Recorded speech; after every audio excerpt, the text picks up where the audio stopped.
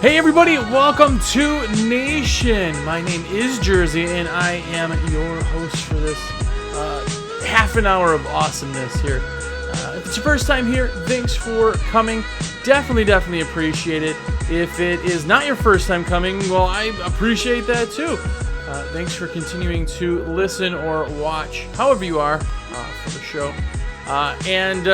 Every week I tell you to make sure to hashtag WCR Nation anywhere on Facebook and in any of the groups so we can talk back and forth about the show and, even more importantly, what you want to talk about, because this is a weekly podcast. I want to talk about what you want to talk about, and hopefully we can dive into some really good subjects. But for those of you who are new, this is going to be available via SoundCloud, iTunes, Google Play. It's also available on YouTube. And if you go to windowcleaner.com/radio, all the episodes are there that you can listen to directly on your computer. So, without further ado, this week's show is brought to you by Seth Pfeffernuff. Seth Fencerstock. Actually, Seth Fencerstock, good dude. You guys probably know him. He's a fellow window cleaner. He makes some stickers and some other stuff with Fencer stuff. We're going to talk about that in a couple minutes. But as you know, I am a sales rep for Window Cleaning Resource. So if there's any supplies you need, either on the window cleaning side of things or on pressure washing side of things, don't hesitate to text me, call me, email me, Vox me, Facebook message me, anything you can. My number direct, 862-312-2026, or josh@windowcleaningresource.com. Shoot me a message. Say what's up. Last week, actually even 2 weeks ago, we were getting a lot of messages in. I was getting pictures of people's beards when we had Luke on. And last week, I've gotten probably 10 emails last week on different things in the subjects and just talking back and forth. It's been super awesome. So thanks to those guys and gals that are sending me info. I always appreciate it, and it's nice to talk back and forth, you know. Right now, a little bit boring, just talking to a computer or a microphone, and talking back and forth is pretty cool. So, I do want to start off a little bit. You guys are probably tired of hearing it, but the huge convention is coming up very quickly. I know on my end, plane tickets, hotel room, everything is booked and ready to go. I'll be flying in Wednesday. And if you don't know about the Huge Convention, it is thehugeconvention.com. Check it out. The room block's sold. I told you guys and gals that it was going to sell out, and it did sell out. But fabulous Thad Eckhoff, FTE, he is going to be trying to acquire more rooms at the same block. So rooms per night was like $119, which is just unheard of. It's in New Orleans, Louisiana. If you haven't been there, check that out. I mean, that alone is worth the trip. If you haven't been to a convention, you gotta go and just be around like-minded people. It's I don't know how else to say it. It's amazing to be around a bunch of people who give two dumps about the same stuff that you give two dumps about. So definitely check it out. The convention's actually the 18th and the 19th of August, so it is coming up super quick. Get your flight, drive. I know Texas, you guys are close, so do what you can. Get down there, even if it's for a couple days, and hopefully we can hang out a little bit together, and that would be pretty awesome. So, if you could see up there, if you are watching this on YouTube or on windowcleaner.com/radio, you could see in the back of my screen right now, I have some stickers. And I do want to talk about this a little bit. If you're just listening to this on the podcast, check it out on our YouTube channel for Window Cleaning Resource, or just search WCR Nation. It'll pop up. But these are just some of the stickers that Fenster Stuff sells. Now, the cool thing about Fenster Stuff, not only do I love Seth, he's just a great guy anyway, but his kids are actually the ones that are running the thing. I mean, he's helping a little bit, of course, but the cool part is that they're the ones, if you go to any of the shows and they're selling stickers or magnets or anything, they're the ones that are there running the booth. They're the ones with the ideas. They're the ones that are screening the shirts when they're made in-house, and just, it's pretty cool. It's pretty cool to see. We're all entrepreneurs, and to see someone and their kids, pushing that on the kids to kind of fall in love with entrepreneurial. There you go. Being a business owner as a kid, I think it's pretty cool. I have actually heard of another one, and I apologize to not give you a shout out, whoever you are. But they started their kids on a gumball route. So if you go into any restaurant or stores, you see the gum machines, their kids are doing that. So I think that's pretty cool. It takes a certain someone to do what we do, and it's not everyone. A lot of people go, I built this business, my blood, sweat, and tears, and my family doesn't want it.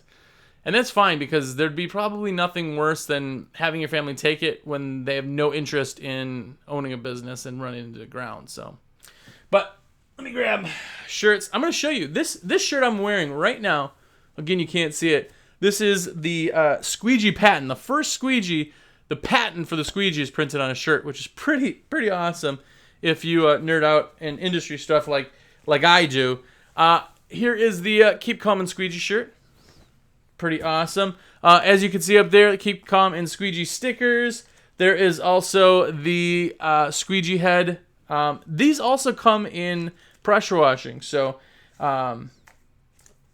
it's just kind of cool. Car magnets, right? Really nice heavy duty magnets. And then the big squeegee. There's also a pressure washing gun one on those. I know I have that on my truck. And anyway, so thanks to Fenster Stuff, but check them out. It's Fenster Stuff on Facebook. Search it and like it. And if you like it, within the week from when this podcast airs, originally, we are going to pick a winner from whoever likes Fenster Stuff, and we're going to send them a little bit of a care package with a bunch of gear, which is pretty sweet. And the stuff is pretty inexpensive, so rep your industry and buy some swag. But today we are going to be talking about the trailer versus truck versus van scenario, right? The argument, which is better? Why is it better? Which one should you do? And if you're creating something new, what way to go? Why? So I'll tell you a little bit about what I do and have done. So I have done flatbed trucks. I have done trailers enclosed. I have done trailers opened. And I've done pickup trucks. I've also done pickup trucks with caps and without. So the only thing I haven't done particularly is van. But I do have a good friend who has a van set up. And I'm looking at the thing all the time. So I have a little bit of experience in there, but here's really what you want to look for, and everybody's needs are differently. I'll tell you, when I went from a flatbed truck, I actually went from a flatbed to a trailer, which in the beginning, a lot of guys go, man, I hate this stupid trailer. I want to go from a trailer to a flatbed. It's easier. You don't have to maneuver it. You don't have to unhook it. We do have like a enclosed warehouse spot, right? So that spot we can store all of our vehicles, so we're not really worried about theft and things like that. And that is the first point. When you get a trailer, if it's an enclosed trailer, the benefit to that is that it is its own storage unit. A lot of guys are running out of their house, or even if they have a storage, it's an outside unsecure storage and that type of thing. And if you have an exposed trailer, well, everybody can see what you got.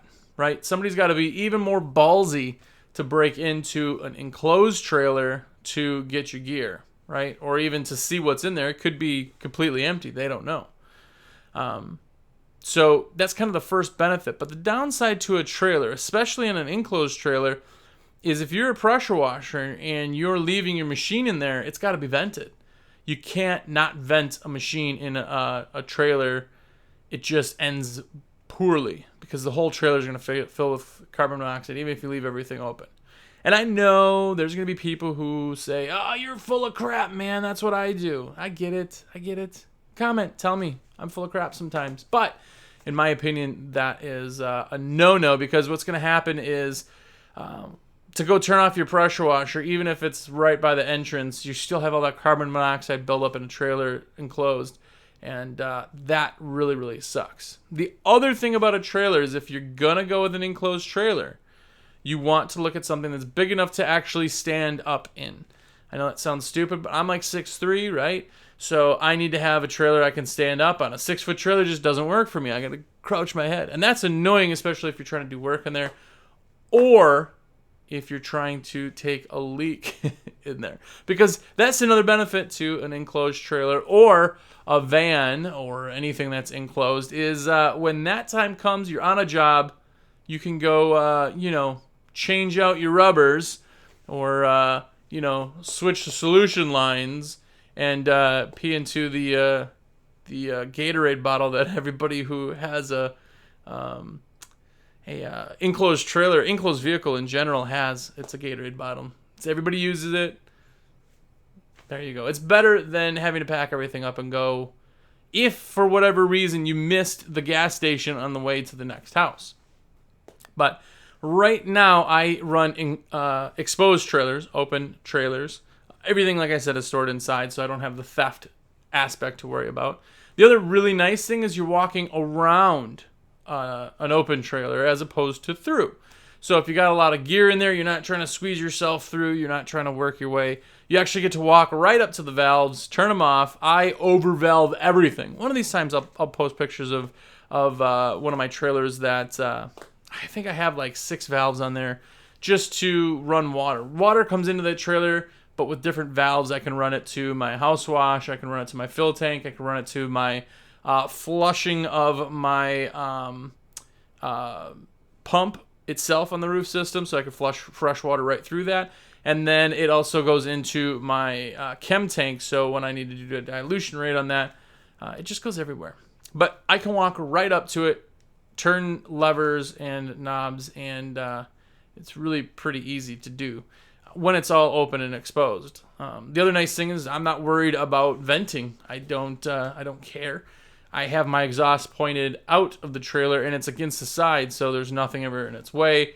It's actually facing towards the driver's side of my car. So if you think about trailers and the way that they're set up, in America here, we always drive on the right side of the road. So the the right side of your vehicle is always going to be against the driveway, the house, that side of the road. The left side is going to go into the road. So if you don't want that loud brap noise from your pressure washer blowing towards the house, put it the other way. Some of the other really nice things is that I'm not limited to what can fit in the confines of the enclosed. So flat surface cleaner, you can put it on the side, on the top, however you want. Some guys run ladder racks on their trailers, which I think is pretty darn cool. But the downfall is if you're a window cleaner that does pressure washing, you want to make sure you have your ladders for window cleaning just like you do if you were out pressure washing. You're not always going to have your trailer. So I opt to have them on all of our vehicles, have ladder racks themselves.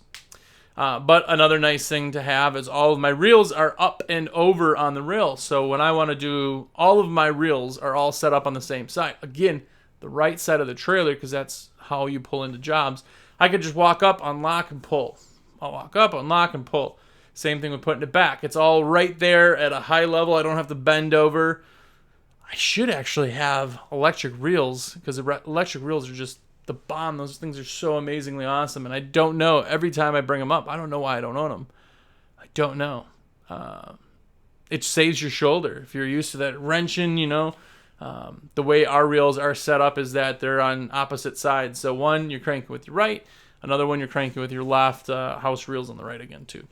But electric reels are pretty awesome. But having everything up and exposed is the nice thing. Now think, whatever rig you go, it's all about efficiency. The better and faster you can set up and tear down, the more money you make, right? If a job you're getting $1,000 for a job, and it takes you 5 hours, or you're doing that same $1,000 job and it takes you 4 hours, and you're not cussing and swearing the whole time, you just made more money, and you made easier money.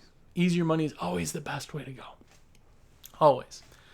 But an exposed bed, flatbed, that is another one. That raises everything up even higher than a trailer. So you have all your reels all exposed, your keys, everything is right there, your fills, everything. You're not bending over. That's another nice thing about having the flatbed truck itself. And I've seen some amazing rigs done with flatbeds. Flatbeds probably have been one of my favorite to have because it's all right there. We did fleet washing in the beginning. I kind of told you the story on that one. If you're a fleet washer, you're going to run a truck. Well, I shouldn't say you're going to, but it's usually better to run a truck because you're in and out of semis, you're on lots, you're trying to turn, you're doing all this stuff. If you have a trailer, that's fine, but you have to have a lot of water. So we opted for a Ford F550 that could hold, I think we ran 550 gallons, 275, yeah, 550 gallons. And when we stopped doing fleet washing, we went to the trailer because I could put it on and off. And that's one of the benefits to having a trailer as opposed to a truck. If you already have pickup trucks and you are doing pressure washing, now adding a trailer to that type of truck is that you're not always going to have your pressure washing gear with you, which is also a benefit. If you're only doing window cleaning, why aren't you doing pressure washing? It's a perfect add-on. Go back and listen to last week's episode about add-ons, and it's an amazing add-on to add. But if you're only doing window cleaning, you are a lot more versatile, right? I've seen dudes that are running out of like hatchbacks.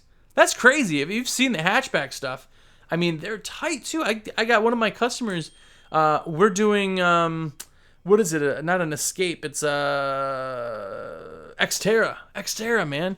How cool when you can run all out of like an Xterra. I ran estimates out of a Prius for a while. I know. I lost man points with the Prius. I get it. But I love the Prius. But you can run out of a car. So that's where more of a van style can come in, because vans, you really don't want to rip a hole in a van to port for pressure washing, right? There are slide outs. I've seen that. That's pretty badass when you can just slide out your pressure washer. So now it's outside of your car or outside of the van. Porting's not an issue. It's nice and easy, but you got to get those kind of mounts. But if you're a window cleaner, now you get into vans and you have bins. We ran with one of our trucks has enclosed cap with bins on the side. You open it up and the doors flip open on the sides, and there's actually bins and shelves in there. So it's kind of like a van, but you don't have to go in the van to get to the bins, which is pretty awesome also. Some of the guys are also running box trucks, which is like a van and a flatbed kind of, had a baby. And the benefits to those is that it's just so much bigger. It's up there. You're getting the height that you like with a flatbed, but it's enclosed, so you're not worried about the elements. Flatbed, because that back is its own thing, you can kind of port it and not be worried about ripping a hole through a van. It's also separate from the cab, so even if you have bleaching chemicals and everything else back there, you're not really worried about breathing all that stuff in.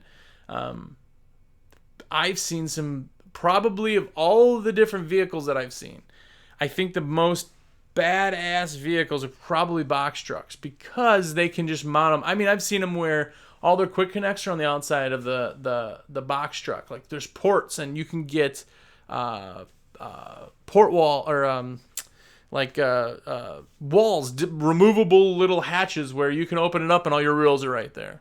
Pull it out. I've seen quick connects mounted to the outsides of them. I've seen stairs and compartments, and it's pretty cool. Plus you have the walking room in a box truck. But now the downside with a box truck is that's what you're driving. If you have a box truck and you want to go do window cleaning, you don't need a box truck for all the window cleaning stuff. There's just not that much gear. So now you're driving a box truck to everything. That's kind of a downside for the box truck. At least in my opinion it is. With a pickup truck that has an open bed, you don't have the space or the enclosure for your, pee breaks, if need be. But you are having an easier, like a walk around, like an open trailer, the same walk around in a pickup truck. But again, if you have something mounted in the back of your truck, it's always there. You can't take it on and off unless you have a fork truck and a skid mount.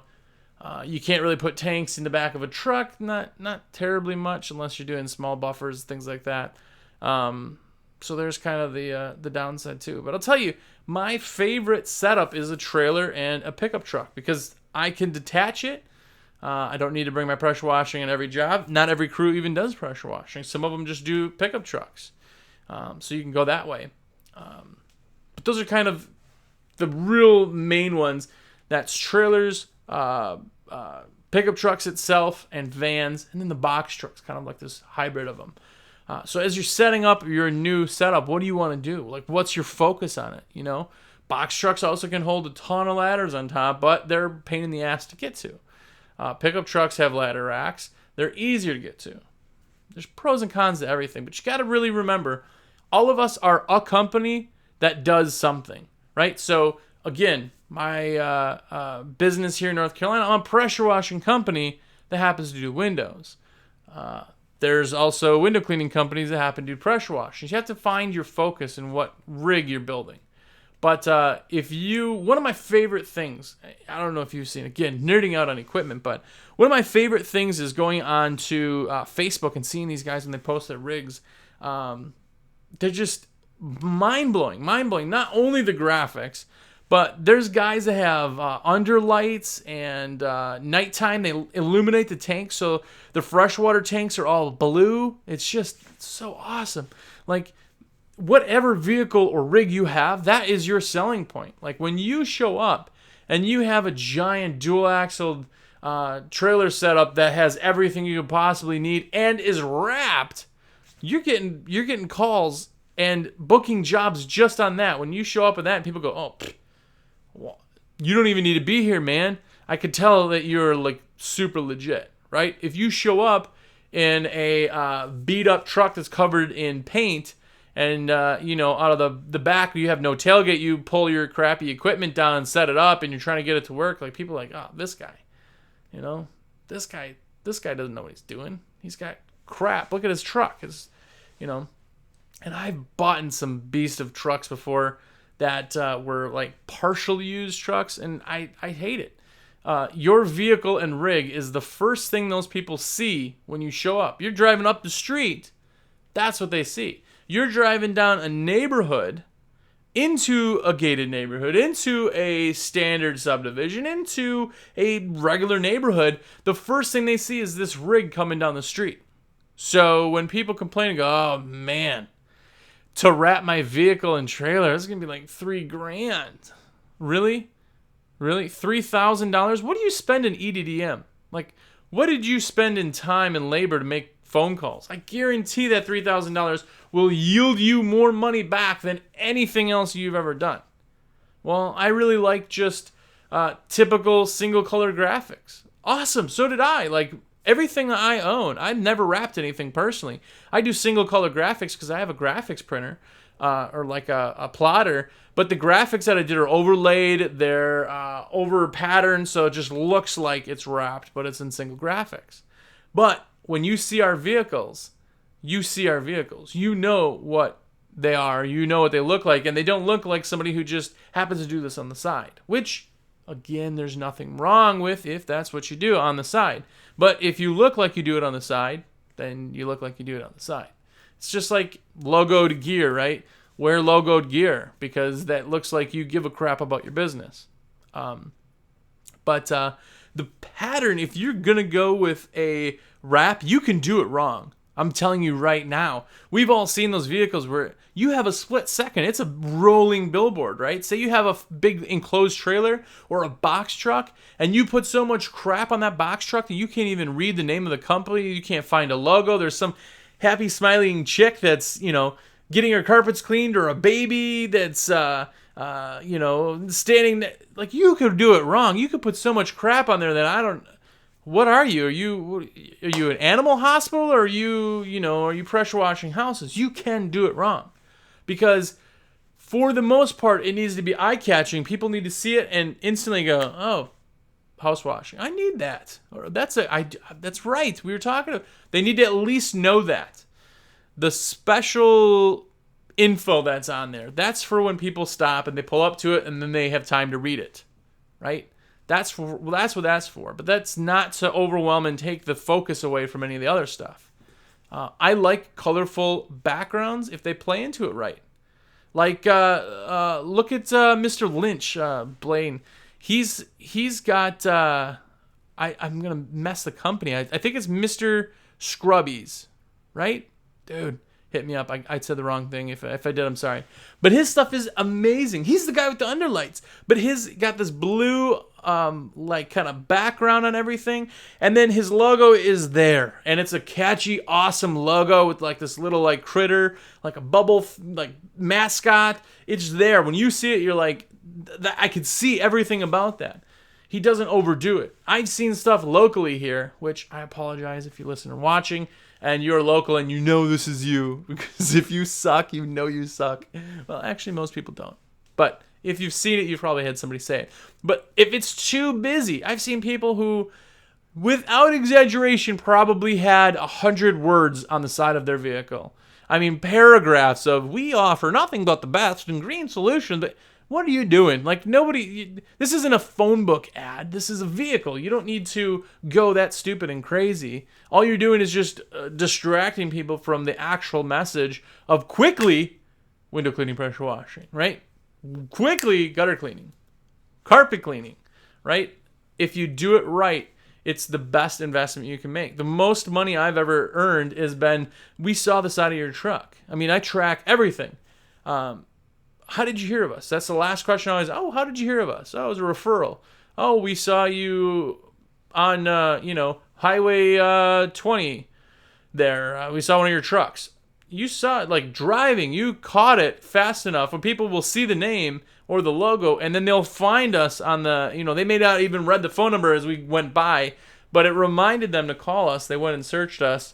And if your logo and your branding is pretty much everything the same, then when somebody sees your vehicles, they look in wherever they're looking, internet, whatever, and you rank well, they'll see it and go, those are the guys, right? I would tell you right now, if you spent $3,500 on a wrap or graphics or whatever to make your rig look epic, you will make that money back in 1 year, guaranteed. Tenfold, maybe not tenfold. I would say you'd make at least double your money in the first year if you did it right. You would, at least. I want you to comment. If you're listening, again, podcast, jump on Facebook, any of the groups, and comment with the hashtag WCR Nation, and tell me what you do and what your yield is, because I want to hear, and I want to see pictures. Post pictures up. I want to see rigs. Rigs are amazing. Rigs and Digs from the Mole in Jersey show was one of my favorite segments. These guys are just going amazing, and gals. But there's some stuff out there that just, it screams professional. It really, really does. With that being said, the other part that is kind of not even something that I should talk about, because then it sounds like this is common sense. This is common sense, and I apologize to even say this. But I've seen, especially when you go to conventions, people drive their work trucks, the amount of crap people have in the dash, papers and folders and cups, and dude, you're driving a dumpster. You what are you doing? Like, you have the wrap on the back of your vehicle. People go, oh my gosh, look at, and then they instantly see the crap you have. You open the door, you get to customers' houses, you're picking up big chugs and burger wrappers, and cans are falling out, and 20-ounce bottles full of chew spit are falling out of your car.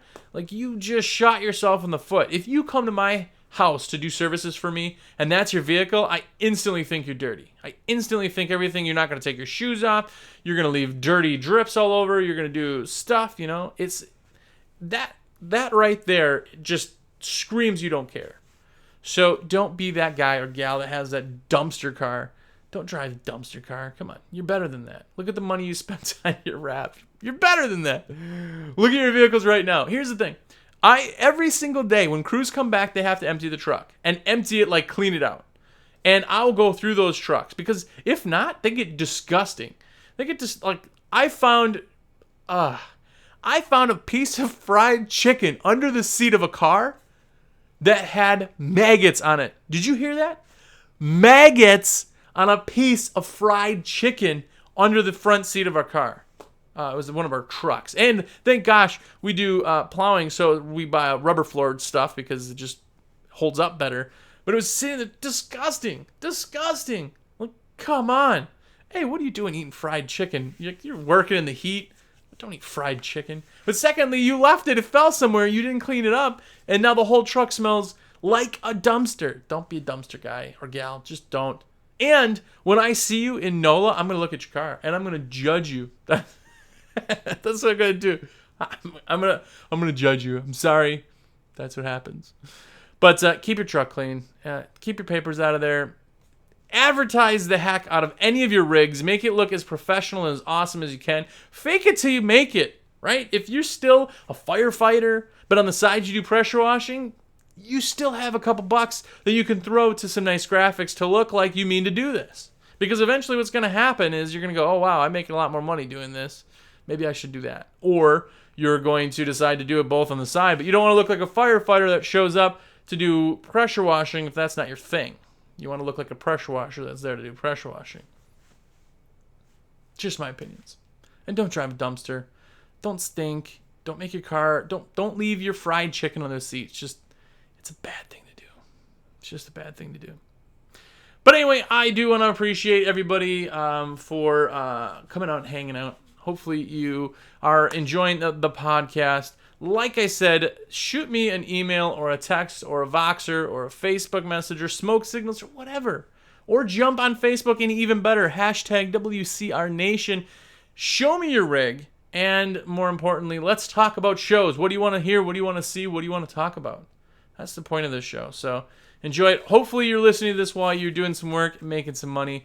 That's pretty awesome. If you are in need of supplies, the best thing you can do, the virtual high five, is if you call me and order up your supplies through us, a window cleaning resource. Even better if you order them through me, because that's what I do.